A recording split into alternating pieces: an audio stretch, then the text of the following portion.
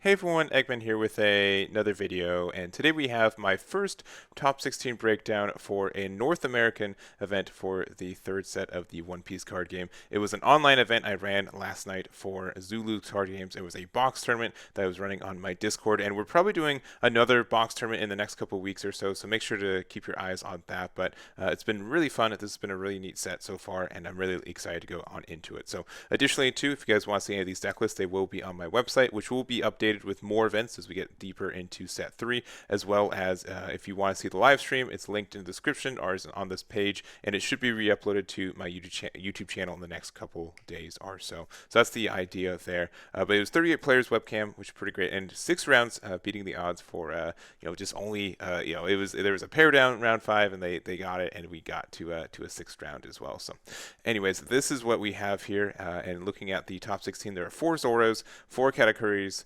3 Newgates, 1 Doffy, 1 Nami, 1 Lucci, 1 Charlotte Linlin, and a Trafalgar Law. And I do also have the leader breakdown for this. So obviously Zoro doing quite good, Katakuri as well, doing pretty good for how many people were running it as well for kind of converting it to top 16.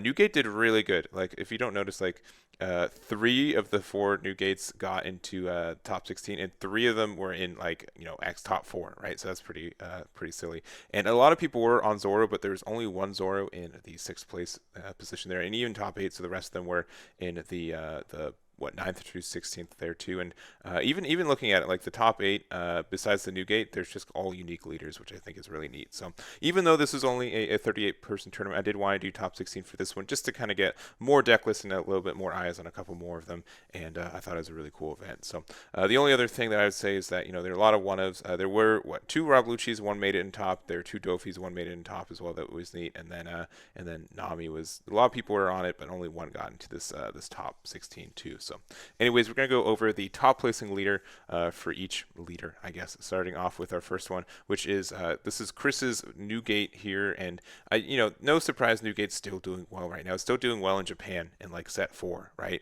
It's a very, very strong leader in a lot of ways. Obviously, it plays the game in its own right, but it just the fact that like it has a whole new bucket of support of cards is fantastic. We do have Moby Dick gone finally, especially in OP3. So that's one big difference from at least the first couple weeks of the OP03 format in Japan, but there's no, lack of good cards for this deck, including the Marco. Obviously, both Marcos, right? We do see that they decided to do a 2-2 split between Atmos and Jill. What a crazy call. I usually see all Atmos or all Jill, but no, just having a 4-drop is very good. You want to go second in this deck most of the time, unless you're in the mirror match, because you want to be able to drop your Newgate first in that. So I think that makes sense there for some of these. So that's why we have like some 5 costs, and so King Dew is also kind of a consideration, I think, for this deck if you want to, but I think the 4 cost is just better outright, and it can just do a lot of damage. So very good deck, been very strong, and you'll probably be very associated with this deck for a little bit. So congratulations to Chris for their first place there.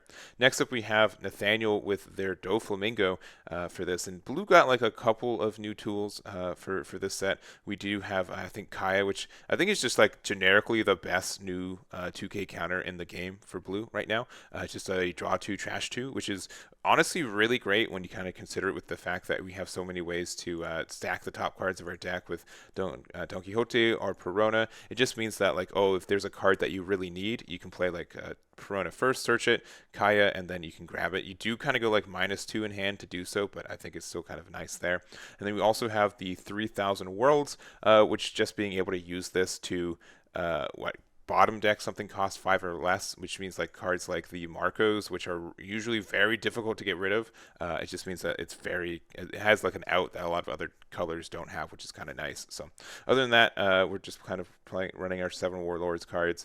We're playing one of the 7-drop Doffy. We're playing the vanilla Mihawk too, which is interesting, and then obviously the big 9-drop. So I think this deck is still good. I think there's some strong points with it, and congratulations to Nathaniel for their finish there. Also, Jinbei, which I think the prices for Jinbei has been down. I think it has, but we'll see. I'll check that later. So, anyways, we have 5th place. We have Bradley with their Nami, and quite a few people are on Nami. It's a bit of a solitaire deck, but I think it's a deck that a lot of people can make some changes, make some ratios, and it's kind of like a percentage deck in a lot of ways where you have to kind of guess what percentages make sense and just kind of go from there. So one card and this one is Soul King, which I think this card is strong. I don't think this is like an auto include for all the decks, but I do think one or two copies doesn't hurt you too bad. The fact that it does have a 1K counter is really nice for it.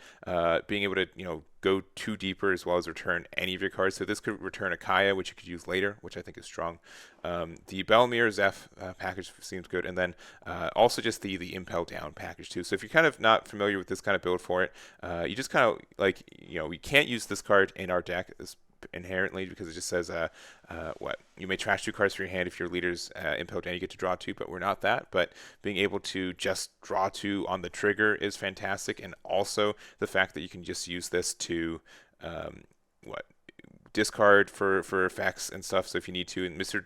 Bones can get it to your hand so you can get it back into your hand. Like, just the fact that you have reasons to discard cards, it can just be a vanilla card, and then additionally if it's in your life you get to draw 2. So only other thing is that there's no buggy in this build that I've been running, but I whiff it with that card very, very often, so I'm not too surprised for there. And I do like Boodle as like a blocker that can also mill card. I think that's strong. And Desert Spot, I think 4 is honestly too much. It is a good card in life though, because it does draw 2, trash 1, and so maybe like two or three copies. The fact that you do get to use this to stack the couple cards of your deck, and again, if you need something, Kaya can find it, like we were talking about in the other one. But anyways, I think this deck is strong. I think it's solid, and I think a lot of people would be playing Nami in the next little bit. So make sure to know how the matchup works, because it's a little bit of a weird one. So congratulations to Bradley there. And then next up we have Alex Vu, Mr. Voodoo, with their Zoro build, and Zoro is still an aggressive deck, don't get me wrong, but it's kind of shifting a little bit more mid-range, if that makes sense. There's just like a lot of spots where this deck is very how do I say, you just kind of need to control the board a lot of the time and get that off, and so you're not as, I'd say, aggressive as you were in set 2. It's a little bit of a different play style, and I was talking to Nico, who's commentating with me for this event, that it's doesn't feel the same. It's a little bit different. You kind of have to play for value sometimes. You sometimes have to worry what your opponent has, and you can't just always go as face as often. Don't get me wrong, you can go face, but obviously, look, there's no Namis in this build. It's still also just more of a Whitebeard's Pirate build, and you kind of have to transition to kind of that. So I think it's interesting how this deck has changed. It's not as aggressive. I thought it was like the same deck as we were sleeving up in set 2. So I think that is at least something. I know a lot of people are probably done with Zoro, but I think it's still good. And obviously Buggy is a very good card, and I do like the addition of Fire Fist, 2 copies of it. Since it is a Whitebeard Pirate, since it's a red event card, you get it on both your searchers, as well as being able to use it to get some clear the boards on some good matchups. Like Trafalgar Law gets really hit with this, and then also like Otama can put something into range, so you can get like a really good, it's a 3 for 2, but you still get the tempo for it, and I think that's strong. So anyways, this is their list. Congratulations to Alex for their 6th place finish there. Next up, we have our Katakuri. So Adrian sneaking into top 8 with this yellow build here, and I've been really enjoying yellow a lot of the time. We are going to talk about RJ's Charlotte Linlin as well, but I think this is just a good leader in a lot of ways. Like, yellow got a good amount of support. I think it's a little bit better than like when black was first released in set 2, where Smoker was okay, it did get some tops, but I think yellow is a little bit better tuned for what this meta is at least going on into it, which is nice. So we also have and honestly, yellow's card pool is pretty small compared to the other colors, so a lot of these decks are going to kind of look the same because of it, but again, there's some really good cards. They are running the 8-drop Charlotte Katakuri, which I think is okay. I'm not like super in love with this card, even though like it can be strong and it can heal you a card. It sometimes is just like not doing a lot. Right, like sometimes like the dream is that like what you have like Shirahoshi, and you can use this to draw 3, trash 2 a lot of the time, which is fine. But like I feel like the Katakuri is just a little bit clunky at times. But I do obviously like the Charlotte 7-drop is good. Sometimes late game it doesn't do anything, so that's kind of stinky, but it's usually good. 10-drop is fantastic, and everything else. They're also playing the Power Mochi, which is interesting. So it is a counter to look at the top card of your opponent's life area.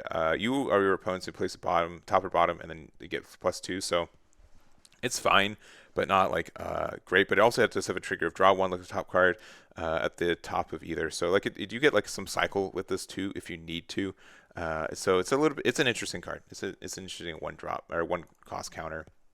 I do like this one a little bit more, but usually in like the Big Mom, and then there's also Soul Focus, which this is a neat card too. It's There's so many times where it's dead, and especially against the Newgate, like the Newgate matchup, this is a really hard card to resolve sometimes because they're going to be at 0, depending on what. Like if you, it's not like your first or second life hit, you're in a really bad spot. But at the same time, if you do hit it really early, they're in trouble. So it's a little back and forth for it, but I think it's interesting. And that's kind of what I have for that one. So we're definitely going to see some more categories in the future. And congratulations to Adrian for their finish there. And then we have RJ's list here, and I honestly do like this one a little bit more. There are some decision points that I'm not a huge fan of. Like I just don't like this card. Maybe. I don't think it's worth the how clunky it usually is, unfortunately. So it's a 4/6. I mean, it does have rush, and if you do have less life than your opponent, so you have to get that in the right play. But you can like on play it have less and then hit with stuff, and then it still has your rush, so that's fine. It also lets you look at the top card of either life, which means that you can look at your opponent, so you don't hit into like you can know when you're going to hit into a trouble card, which is good. And it's fine. I just think it's kind of clunky with no counter with it. But I do like this leader a lot. Being able to kind of stack cards into your life to guarantee triggers, I think is fantastic. It means that you can just put Soul Focus on there a little bit easier, which means you get either a burn or your opponent just does, you get the heal a lot. So I do like, I don't know, I think this is a better card in the Charlotte Linlin. And then also the Aiku Sovereignty. This is a fantastic card to put on top of your life with Linlin. So if you just have a bunch of dead cards in your hand, for example, like the 4-drop Katakuri, you can then turn those cards into healing 1. And it's fantastic. So it is discard 2 to heal 1, but if you think of it the same way, if like you discard 2 cards to get out of damage, you're still ahead. And then also you can hit into something that is then like an additional effect, like Thunderbolt, which is very good if you hit in your life. Like this is again like if you want to try to get rid of your opponent's cards, but you don't have like the time or you don't want to like lose the life for this, you can just put it into your life with your Charlotte Linlin effect, and you can get it off from there. So, anyways, like this deck too. I hope more people try it. I hope people aren't just like blinded into only running Katakuri, because I think it's strong in its own right too. So there is their list. This is RJ's list. We got 2 more.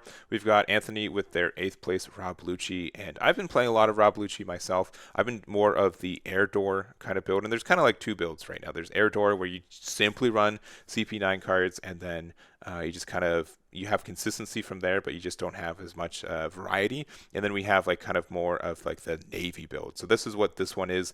You see that there's no Spandam, but there is like the brand new, which lets you look. It's only top 3, which is really upsetting. It's only 3, but you do look top 3. There's a bunch of good navy cards, so it's pretty hard to miss. I think the only cards that are running that are not navy are Kaku, Khalifa, and Fukuru, and Bluno. So 16 cards. So missing on only 16 is you're probably pretty consistent with it. But you get a lot of advantage with what you can do with this deck as well, being able to use like the brand new stuff. I think you could also make this a smoker deck outright. Like what cards are you actually playing that are better for not really, right? Smoker could probably be a little bit better if you wanted to. There's nothing restricting you to Rob Lucci inherently, but I do think that there is some merit for this one. The fact that Rob Lucci is very fantastic against stuff like Newgate, where if they're just trying to survive behind a Marco, you can just do 2 15k swings with Rob Lucci by itself, because if they try to block, you just discard 2 and you swing again, right? So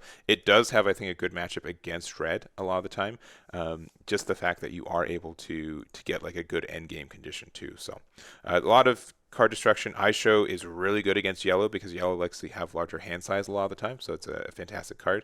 And just kind of everything else. The only other thing is that like you are only running 4 copies. Like you're not running a lot of CP9 cards. You're only running, like as I said, 16. So Kaku can be a little bit tricky to get off, including Bluno might be a little bit tricky to get off. Like the only cards that this can play is like Fukuru and Khalifa, which I guess the draw 2, discard 2 from Khalifa is good, but it's something just to consider that, but if you're able to get this off, so if you did turn 4 Kuzan, and then you use Kuzan's effect to give something -4, then you can play Kaku, and then you can pop something with 7 or less, which is fantastic, especially since you didn't like discard a card, or you didn't really lose any advantage for it, which I think is good. So anyways, this is their list. Congratulations to Anthony for their 8th place with Rob Lucci. And to wrap it up, we have Kayla with their Trafalgar Law. And, I think Trafalgar Law is going to still be good. And I think, like it did in set 2, it's going to be just kind of okay for the beginning of the meta. And then as people kind of figure out how to play against decks and how to tech specifically against what's popular, it's going to be pretty strong. So nothing really new from this one. I think the only tech that I would say is like the Zoro. The fact that this is no, it's not the Zoro, the Brook. My apologies, the Brook. It's a film card, but just the fact that it's a straw hat that's green, which means that the Nami should be able to find it because it doesn't look not only red, but also the fact that you can play this to play a film or straw hat crew with a cost of 3 or less. So you can play Zoro, you can play either Zoro, you can play Brook, itself. You can play Nami as well. So just the fact that you're able to, flood the board a little bit more with this card, I think is solid in its own right. So that's a neat little tech that we see there. But anyways, that's going to be it for me. Thank you guys so much for watching this video. Again, make sure to check out my Discord for future events.